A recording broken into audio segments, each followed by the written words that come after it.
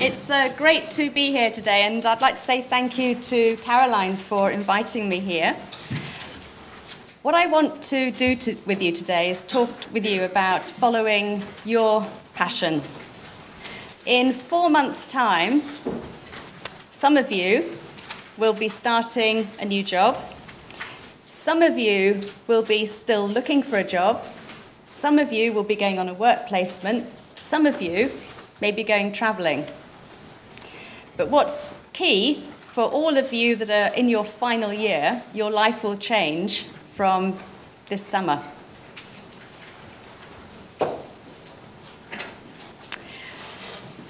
Just to share with you what I define as passion. It's when you put more energy into something than is required to do it. It's the strong feeling of enthusiasm or excitement for something, or I added here someone, or about doing something. I think all of you are on this course, your combination of courses that you're doing, because you have found that you have a passion for this particular topic.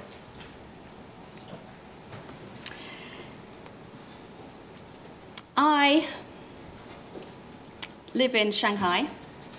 I work for Tesco. I specifically work with the F&F clothing brand. Has everybody heard of the clothing brand, about F&F? Yeah? In the mass market sector. And my role is to be the glue in the Far East to enable us to create product, make product with our factories, and to enable it to be shipped into our markets that we do. Okay, so product is at the heart of what I do. And the way I do it is by sharing with suppliers our expectations, sharing with my team the how to do it, identifying issues, identifying opportunities all the time, and helping people work out solutions to deal with things, to get product from the Far East into our retail business in Europe, in Korea, in China, in Thailand, and Malaysia. Okay? So, in a nut, from a professional point of view, I bring affordable fashion to our customers. And what I get a great passion for is sourcing great F&F product for our customers from factories we are proud of. So I work with factories. I deal with manufacturing. I'm in and out of factories. So I have a huge experience on the range of factories that are out there. And what's absolutely key and fundamental to me is that we work with factories we're proud of. Okay? My link with Manchester Met University started, maybe about 7 years ago. Where's Jane? Jane found me. And I was in Bangladesh, and I was running our sourcing operation there. And Jane contacted Tesco's to see about work placement opportunities. And I was very keen to embrace the opportunity of giving 4 students each year the ability to come out to Bangladesh for a year and work in my office and work on product development in Bangladesh, working directly with suppliers. And think about all of you and what you are thinking of doing, because I realise some of you are first and second years. But if you get the opportunity to do a placement, don't just think Manchester or London or the UK. Do think about what it looks like out there, where the garments are really being made. So we had students for 3 or 4 years, And then I relocated to Shanghai and had the opportunity to have Caroline visit with about 50 students. So for the last 3 years, we've had visits from a whole group of students out to see our operation in Shanghai, and we've been able to share with them what we do, and I think it's been quite an eye-opening experience on how we work. So what I want to touch upon first of all with all of you, because for me it's incredibly relevant, is who influences us and who influences our decision making when it comes to us figuring out what our passions are. But there are people around us that can influence us in both a positive way and a negative way. So I'm going to show you something quite personal, okay? So up on the screen, you can see my mum and dad. You can see my children. I have 3 children. You can see my friends. And you can see my husband. Now, all of you have got your mums and your dads. You've got your brothers and your sisters. You might have a boyfriend or a girlfriend or a partner out there. And when it comes to your choices in life, and especially those of you who are in your 3rd year, it's these people around you that tend to have the most fundamental effect on the decisions you make. Sometimes they're not helping you to help yourself. Sometimes they've got their agenda in mind. And I think what I'd encourage all of you, in terms of your passion, and remember it's your passion, to think about what it is that you want, and then where you have constraints with family, work on your influencing skills. Okay?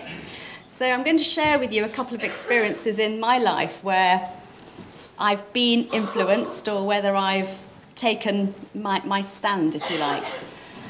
So my favourite subject when I was at school was needlework and craft, sewing.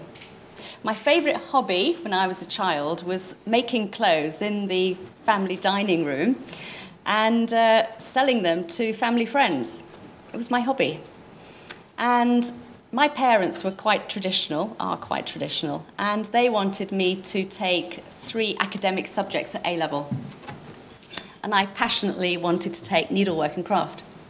Anyway, I took 3 academic subjects and ended up going to university to do geography. Okay, nothing like what you guys are doing today. I don't think even this type of course was available nearly 30 years ago. Having done geography, what it did do is discover for me a love of travel.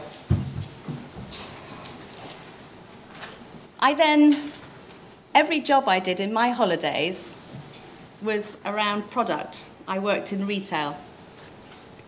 And I realised I enjoyed product, whatever that looked like. So when I was graduating, so the stage some of you are at now, what I realised I wanted to do was go into retail management. Okay? So I started work with Habitat, which I'm not even sure if it's still around these days, but contemporary home products, but good, nice product. And I started work in Manchester, my first job, on John Dalton Street. And I have to share with you, it rained every single day. And after 9 months, I was pleased to move down south. When I experienced Habitat, I was very much a jack of all trades, learning the skills and ropes of people management, retail management.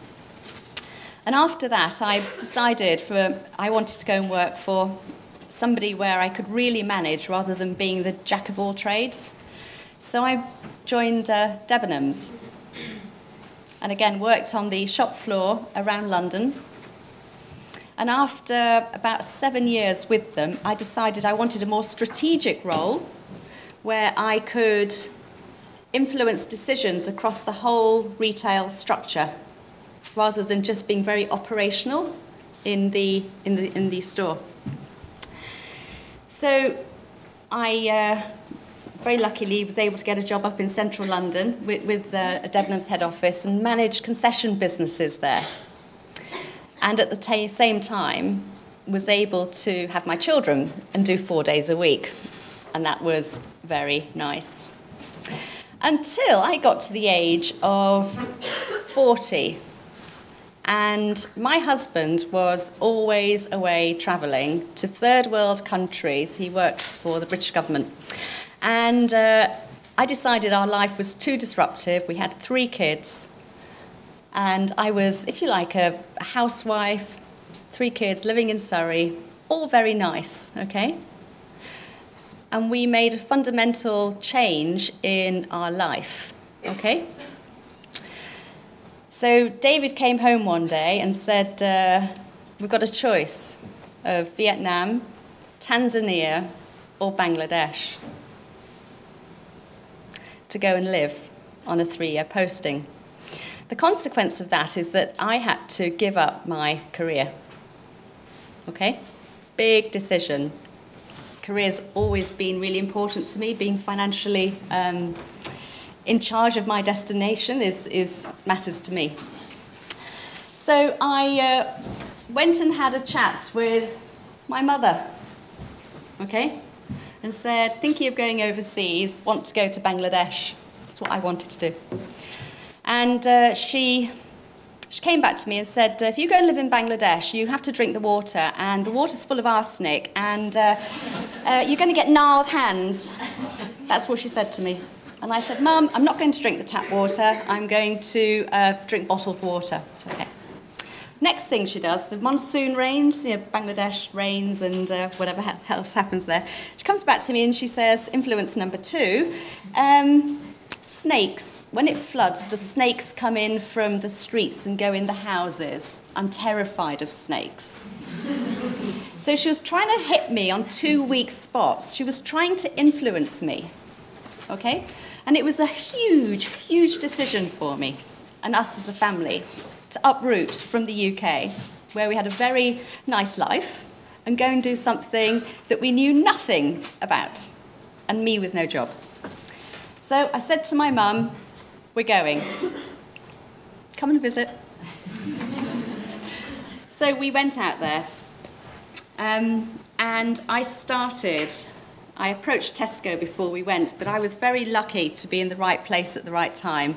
And I joined Tesco International Sourcing within 4 months of being on the ground in Bangladesh, and started a journey of learning how to source and what a factory was. So imagine, I went from the UK with great skills of people management, understanding the customer, understanding the retail environment, understanding product, and I moved into the sourcing industry with zero knowledge at the age of 40 of factories. But in the UK, in my job with Debenhams, I'd been working with suppliers, so I had that knowledge behind me. So as I've grown up, my kids have started to have a big influence on me. And what I realise is how much of an influence I have on them. So you've got brothers and sisters. Yeah, the influence you all have on each other is quite profound, and often you don't realise it until you're in some interesting situations.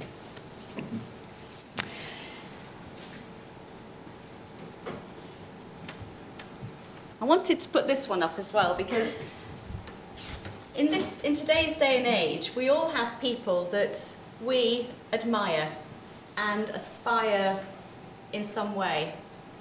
And I wanted to share with you the people who I admire and why I admire them, because it's about what values you hold and what you've seen them achieve, and it helps you recognise what your values and inspiration comes from.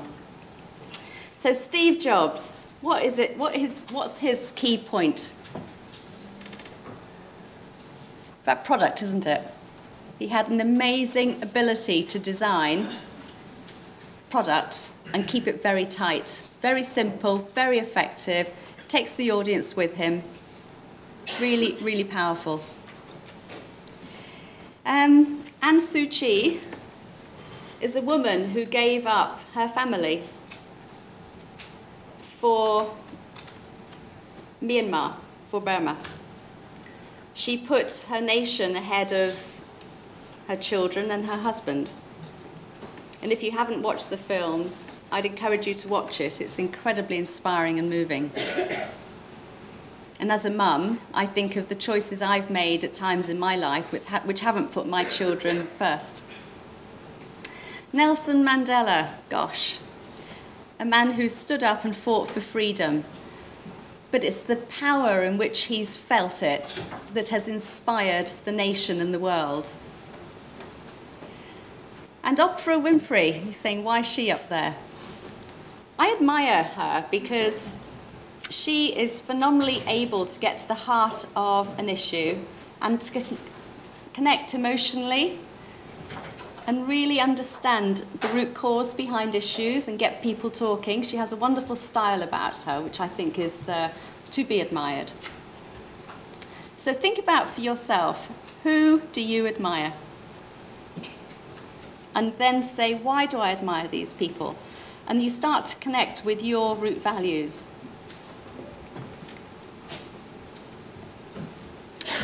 So I've mentioned my companies I've worked for, and what you will see is they're all very corporate. Yeah, they're kind of big, all British, but they're all retailers. Habitat's fairly UK-based. Debenhams has had some international spread, and Tesco's is a very international company. Working in the corporate environment is what suited me, but all of you individually will work out what sort of environment do I want to work in. Do you want to be self-employed in what you do and let your own design and creativity lead your way and direction? Do you want to work in a high-end luxury part of the retail market? Do you want to work for a global company, or do you want to work for a UK type company? Think about what you like and which brands you connect with. Do you want to work for an online company? You know, online is huge these days. But figure it out. Put some thought and reflection into those companies you admire. And that will help shape the direction you go in. If I think about myself, I joined Habitat because I got on their graduate management training scheme. M&S I didn't get into. I got into Debenhams because a headhunter found me. And I got into Tesco because I was on the ground in Bangladesh at the right time and had the right skills for what they were looking for. But for all of you, you can see, I mean, I've been working for 28 years. I've only worked for 3 companies. And I meet many people who have got 15 years experience, and even at 15 years have worked for 5+ companies. Think about, how long do you want to work for a company? Is it for 2 years? Is it for 5 years? Is it for 20 years? Because again, that all takes a shape in terms of how your life will evolve. Yeah? But always know when you start to feel uncomfortable in a company, and listen to this.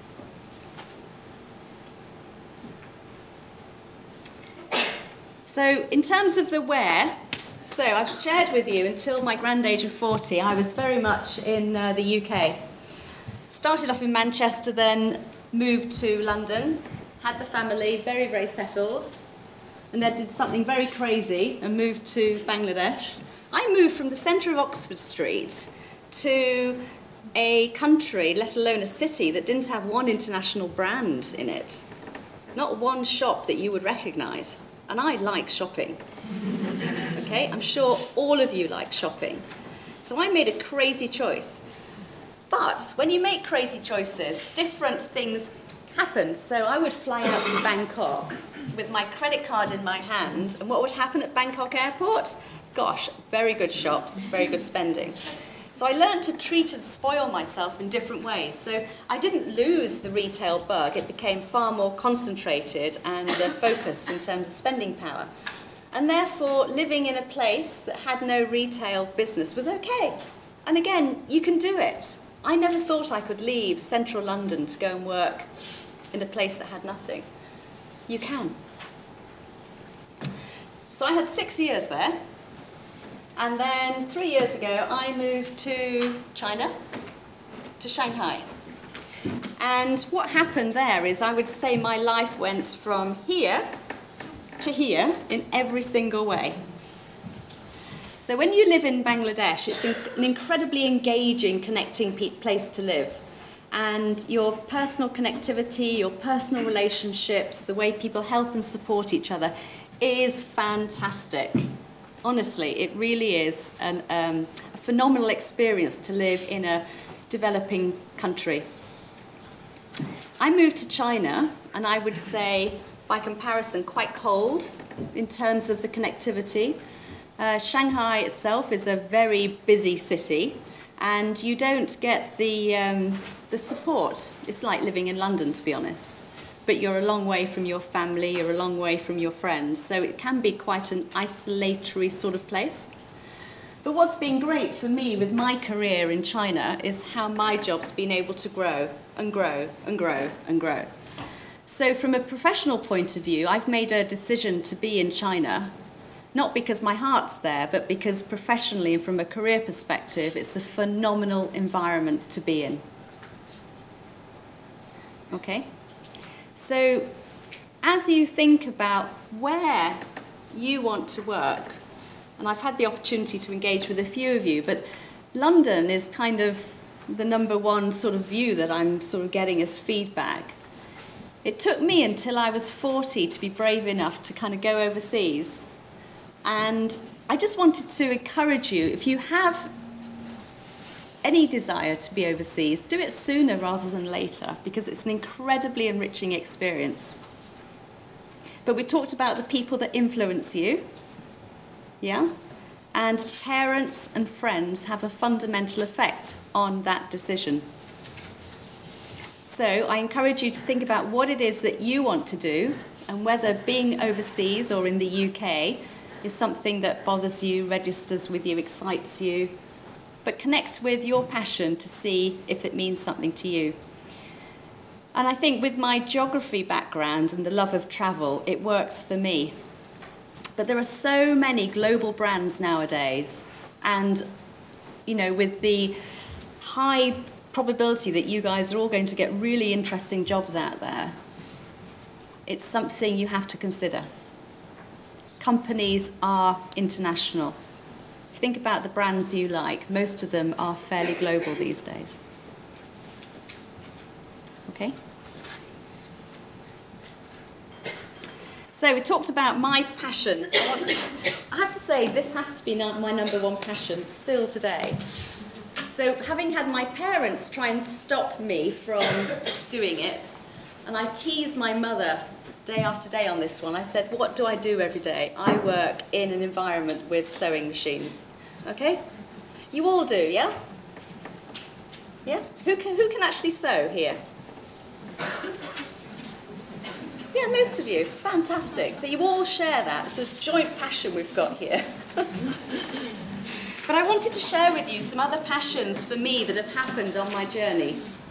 So when I was at Debenhams and on a maternity leave, I went to Sri Lanka on holiday, and I discovered the brand Barefoot.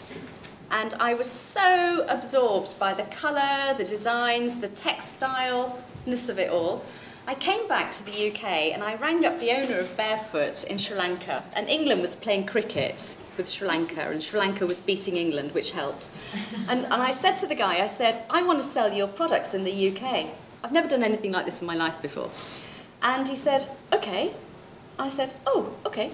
So I got on a plane and went out to Sri Lanka and did my first product selection, and I'm not a buyer. And I imported these goods into the UK and sold them online, set up an online business, and then I opened a shop, and I created my own little business, as well as having my day job with Debenhams. But it was a passion, and the passion was for the product, okay? So that was a real experience, and I stopped it when I moved overseas to Bangladesh. So moving forward to Bangladesh, you can see a picture up here of me holding a baby that had been born that day as a hurricane came through Bangladesh and killed thousands of people. This was a mother who had given birth just before the storm had hit, and she survived and the baby survived. And it was the most incredibly moving experience I think I've ever had. I felt touched when I came across them because they survived with, 20-meter waves coming through. Now, when you live in a developing world, people are very much in need, and there's a huge opportunity to connect with people in need. And again, it's nothing to do with the day job. I had a call from my boss saying, Jacqui, Tesco would like to donate to the people that have been affected by the hurricane. And my first reaction was, I'm not an NGO, I've got a business to run here. But I was given £50,000 to make a difference to people whose lives had been devastated, houses literally swept away.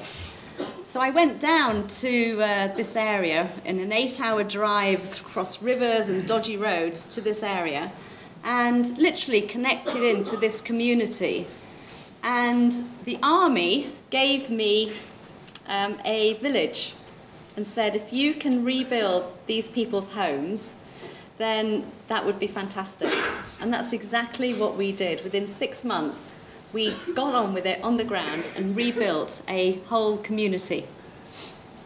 And again, it's a passion that I didn't know I have. I clearly at the beginning, when I was told about it, wanted nothing to do with it. But when you get into a situation and have an opportunity in life to help other people, it's incredibly rewarding. And then to share with you, this is one, we put childcare into our factories and created a What's Good look like. So all those little children that had to be in the daycare, we created a better environment and learning stimuli for them, and they didn't have it before. So I was able to make a difference to the quality of lives of little people in our factories. Now this one here, this is a China problem. So when I first started going around factories in China, I was fairly shocked at the lack of privacy in toilets. Okay? So when I go to the loo, I expect to have a door. Yeah? It's okay? A door? Yeah? And in this particular factory, I walked into the toilet, and this was the ladies, by the way. So you can imagine you, and you wanting to go to the loo together, and that's what you were faced with. And I'm sorry, but I had a real problem. So one of the legacies I've got in China that I've implemented over the last 3 years is that every factory we work with, the toilets have a wall and a door. Okay? It's a passion because I believe everybody has the right to privacy and self-respect when they go to the loo. So that's important to me. And then working with factories I'm proud of. So there's a lot of antagonism that Tesco gets, that retailers get about the standard of factories, that worker conditions and the environment in which they're working. I care. And I care that where we make product, I'd be prepared to take my mum. I'm prepared to take the chief executive of Tesco. I care. And because I care, we really try to make sure we deliver it. Okay? So Tesco doesn't talk about it, it doesn't promote it, but on the ground, the corporate culture is absolutely hugely that we want to be in factories that we're proud of. And where we come across situations that aren't good or attractive, we get ourselves out of them. Or we deal with it. It's really, really key. So what I want to do now is talk to you about the what and the how. This is a picture of me doing a fun run in Bangladesh with my team. And I like it because it conveys a level of energy and direction and leadership of my guys to achieve and get things done. So in terms of the what you're going to do as you come to graduate and go on to your career, think about what it is you enjoy. You all know you have an enjoyment. Everybody I spoke to before I started presenting had a passion for what they were doing. I didn't speak to anybody that wasn't enjoying the course you're doing. You all know that. So you've got to zoom in and say, which parts of it do I enjoy and why? The work experience. How many of you have done work experience? How many of you? So it's about a third of you have done it. Some of you are on 3-year courses where you don't get the opportunity, and a lot of you get the opportunity. They're incredibly shaping in terms of what you will then go on to do as a job. Maybe with the same company you've done the work experience, but they really do shape up for you. And you may discover things you don't like, but if you get the opportunity to do a work placement, absolutely take it. Think about where you'd like to be. I've shared with you what my journeys looked like, but the where is really, really key. Manchester, London, Edinburgh, UK, Europe. Somebody mentioned a work placement in Amsterdam. The States, San Francisco, Australia. Brands' head offices are all around the world. So if you want to work for Gap, San Francisco. Now, think about the where, and then target yourself. Take control as much as you can do, and I say take control in the sense of targeting the companies you focus on. Get on LinkedIn. Who's on LinkedIn in here? Yeah, now that's 60% of you. All of you get on LinkedIn. It's a great networking from a professional perspective. And then be proactive. You make the running, you make the chasing. Connect, find who people are, find out who the chief exec is. Go and visit, if it's a retail environment, go visit the stores. Find out how you can get into the mind of the company. But don't not do it. Do it to connect better so that you have a richer understanding. And then in terms of the how we do it, I always say when you have a passion, you put a lot more energy into something. So recognise what you have a passion for and really, really zoom in on focusing on following that instinct. Recognise where you add value. Employers will employ you because you add more value than the person sitting next to you. Understand why you add more value. Be confident. Be competitive. Be brave.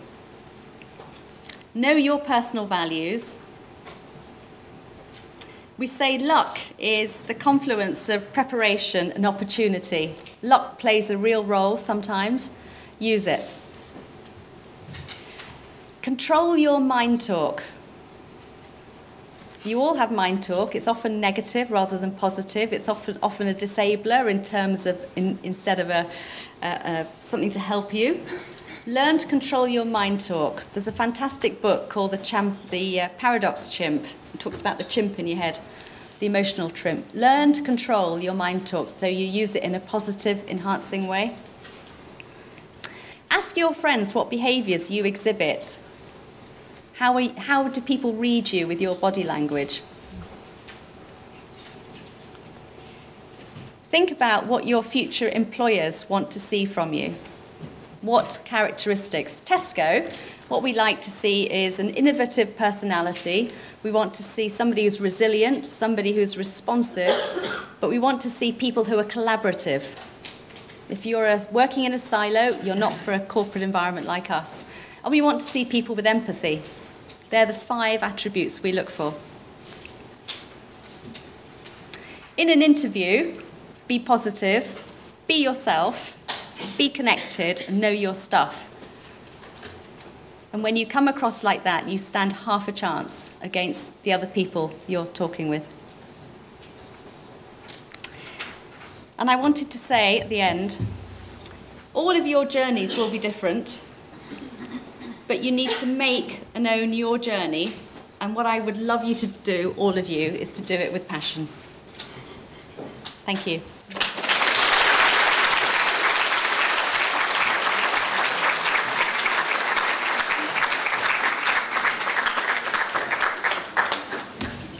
Can we open the floor up to questions, please, for Jacqui? We've got probably 5 minutes. Okay. Questions from the floor? There's one over here.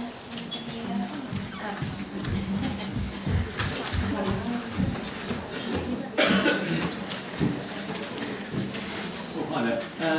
Excellent presentation. I really like the element that you talked about in regard to values. I felt that was really useful.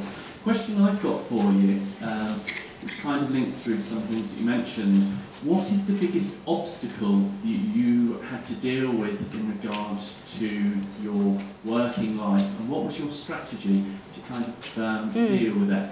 Okay. The biggest obstacles I get is when I don't know my stuff. So I'll be challenged about an issue and I don't know how to answer it. And the way I deal with it is to work out how to get to know.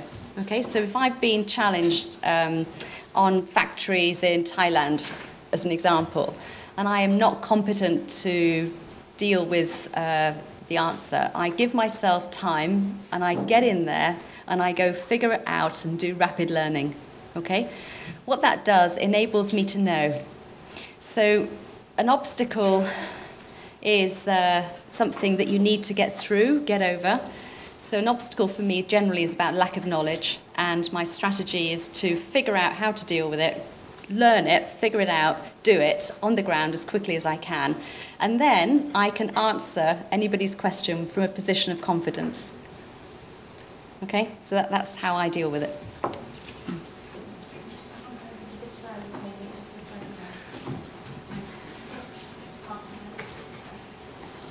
Would you have any tips for any graduates that do want to get a job abroad? Yeah, target those companies who interest you that are based abroad. Connect to them on LinkedIn and write to them. Send your CV out there. Even if you happen to be visiting that country, try and make an appointment to go and talk to their HR director, HR recruitment. But work out how to connect. It's all about connecting. And I'd always say that face-to-face connectivity is the richest way to connect and have an impact.